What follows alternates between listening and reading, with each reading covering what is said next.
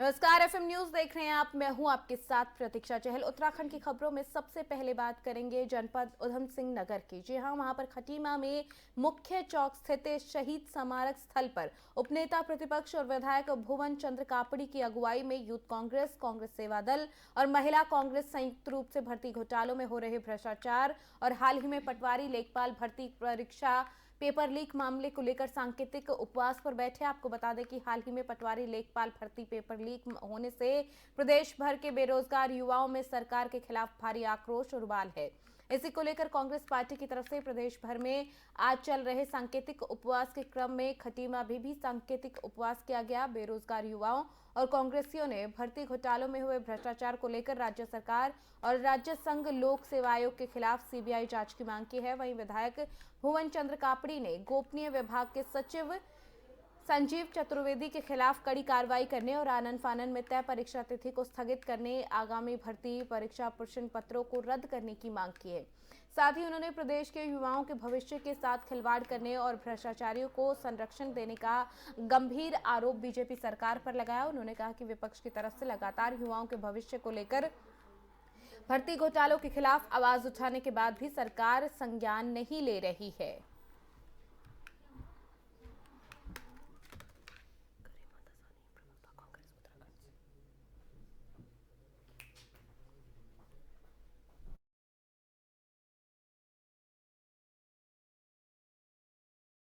देखिए, उत्तराखंड में पहले अधीनस्थ सेवा चयन आयोग सरकारी परीक्षाओं के पेपर करा रहा था। कांग्रेस पार्टी ने विधानसभा सत्र में मामले को उठाया और भ्रष्टाचार को उजागर किया।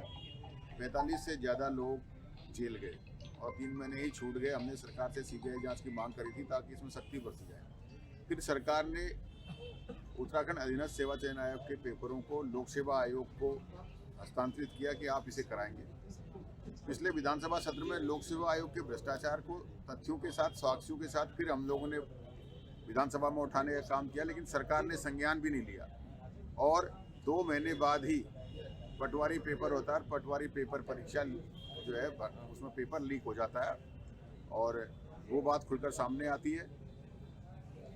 साथ ही एई का, जेई का, पुलिस कांस्टेबल का जितनी भर्तियां हैं वो भी शक के घेरे पर हैं। कहीं ना कहीं उनकी भी परीक्षाओं जो है प्रश्न पत्र लीक हुए हैं, क्योंकि संजीव चतुर्वेदी जो अति गोपनीय विभाग के अधिकारी हैं उनकी देखरेख में ही सारे पेपर बने हुए हैं। और ये सिर्फ एक प्रश्न पत्र नहीं, 360 पेपरों का सेट लीक हुआ है। तो हमारी सरकार से मांग है कि जो पीसीएस का मेंस होना है उसकी तारीख आनन फानन में लोक सेवा आयोग ने घोषित कर दी है और पीसीएस मेंस का पेपर 2 जुलाई को बन चुका है, आज से 4-5 महीने पहले, और वो संजीव चतुर्वेदी की देखरेख में ही रखा गया है। तो हमारी सरकार से मांग है कि पहले सारी जो भर्तियां लोक सेवा आयोग ने अभी कराई हैं तत्काल में, अभी पिछले 2 महीने 3 महीने में, उनको निरस्त किया जाए।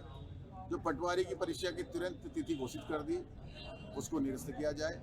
पीसीएस की परीक्षा, मेंस की परीक्षा को पोस्टपोन किया जाए और पीसीएस का जो पेपर बना हुआ है उसको निरस्त किया जाए। और संजीव चतुर्वेदी की देखरेख में जो सिलेबस पीसीएस और पीसीएसडी सब बना हुआ है उस पर परिवर्तन किया जाए, क्योंकि साफ साफ दिख रहा है कि एक अपराधी जो अपनी पत्नी के माध्यम से पटवारी का पेपर लीक कर सकता है और जिस कोचिंग संस्थान को लीक किया गया उससे वो पिछले राज्यपाल से वो पिछले 10 साल से लगातार संपर्क में है, तो उन्होंने और भी पेपर लीक किए होंगे। तो इसलिए पहले उनके खिलाफ सीबीआई जांच कराई जाए लोक सेवा आयोग के खिलाफ। उसके बाद जो है, जब युवाओं के अंदर भरोसा पैदा हो जाए कि उत्तराखंड की सरकार पारदर्शिता से पेपर कराने में सक्षम है, उसके बाद पेपरों को कराया जाए। इसी मांग को लेकर हम प्रदेश भर में जो है आज उपवास रखेंगे। देखिए,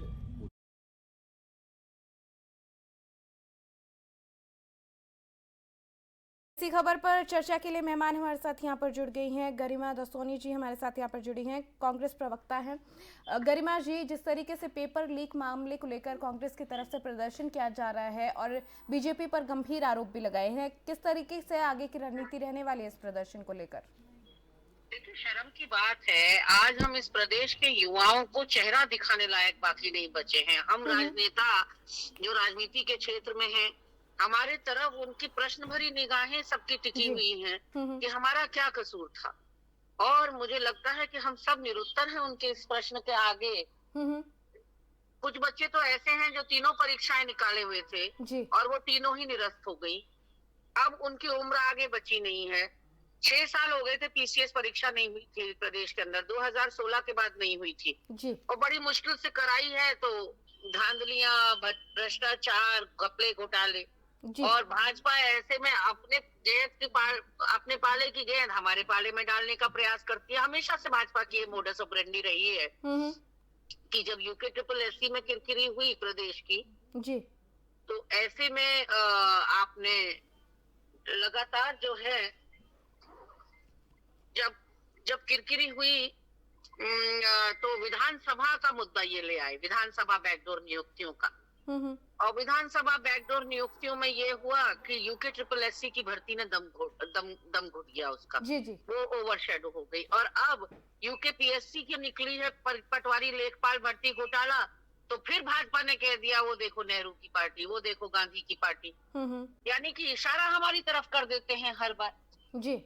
तो एक तमाशा बना रखा है भर्तियों को। वोट बैंक की राजनीति हो रही है कि अगर भर्ती परीक्षाएं यथावत रखेंगे तो 700-800 बच्चे खुश होंगे। अगर हम भर्ती परीक्षाएं निरस्त करेंगे, अगली भर्ती परीक्षा निकालेंगे तो 1.5 लाख 2 लाख बच्चे खुश होंगे। तो अब आप सोच सकते हैं कि इस तरह का अगर यहाँ वोट बैंक की राजनीति होगी तो ऐसे तो कभी भर्तियां हो ही नहीं पाएंगी। जी। तो अब आगे की रणनीति क्या रहने वाली है? क्या आंदोलन और बड़ा होगा? हाँ बिल्कुल, आंदोलन बड़ा होगा निश्चित रूप से। जी। चलिए, बहुत शुक्रिया गरिमा जी, आप हमारे साथ यहाँ पर जुड़ी।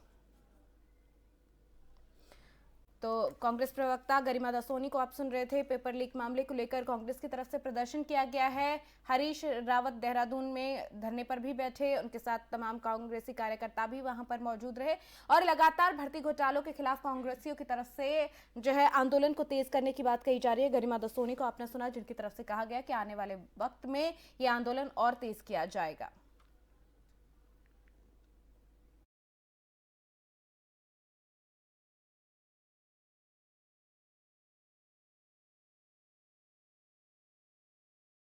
उत्तराखंड प्रशासन अकेडमी नैनीताल की तरफ से अल्मोड़ा विकास भवन सभागार में बाल अधिकारों पर संवेदीकरण प्रशिक्षण कार्यशाला का आयोजन किया गया। इस मौके पर मुख्य विकास अधिकारी अंशुल सिंह ने कहा कि इस ट्रेनिंग का उद्देश्य बाल अधिकारों के प्रति विभाग, महिला एवं बाल विकास विभाग, पुलिस और चिकित्सा विभाग समेत अन्य विभागों के अधिकारियों को जागरूक करना है। उन्होंने कहा कि इस ट्रेनिंग के माध्यम से अधिकारी बच्चों के सर्वांगीण विकास में आने वाली चुनौतियों का सामना करने और अन्य बच्चों और उनके विधिक अधिकार दिलाए जाने के टिप्स प्राप्त करेंगे। उन्होंने कहा कि इस कार्यशाला में सभी अधिकारियों के सुझाव और फीडबैक प्राप्त किए जाएंगे और उन सुझावों के आधार पर बाल अधिकारों के हितों में एसओपी बनाए जाने में काफी मदद मिलेगी।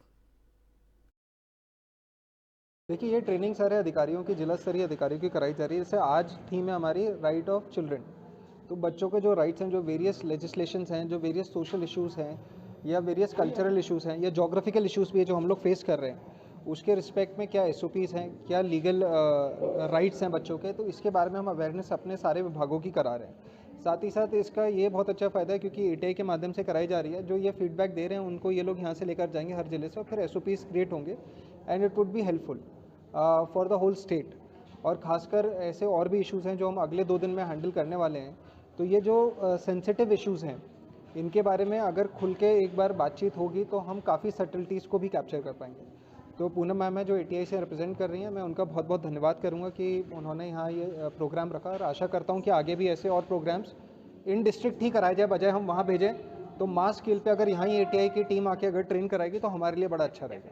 सर, अभी जो हमने सुबह ऑफिसर्स से बात की, इसमें बेसिकली एजुकेशन डिपार्टमेंट के ऑफिसर्स हैं, आईसीडीएस के ऑफिसर्स हैं, पुलिस के ऑफिसर्स हैं। तो अल्मोड़ा की जो चीज़ें निकल के आई कि अभी इस बीच कुछ बच्चों में आप भी देखते हैं कि नशे की लत थोड़ा बढ़ रही है या पॉक्सो के कुछ मामले आ रहे हैं। तो हम लोग ये कोशिश कर रहे हैं कि एजुकेशन डिपार्टमेंट के माध्यम से हम लोग पेरेंट्स तक पहुंच सकें और समाज में हमारा एक ऐसा एनवायरनमेंट क्रिएट कर सकें जो कि चाइल्ड फ्रेंडली हो बच्चों के, क्योंकि बच्चे कभी बुरे नहीं होते। ये हमारा एनवायरनमेंट होता है जो उनको ये सब करने पे मजबूर करता है। तो उनकी क्या प्रॉब्लम्स हैं उनको समझने के लिए एक संवेदना हमारे अंदर हो, हम प्रयास कर रहे हैं कि हम टीचर्स के माध्यम से जो है पेरेंट्स तक पहुँच सकें और सोसाइटी एट लार्ज तक हम लोग अपनी बात। देखिए, ये ट्रेनिंग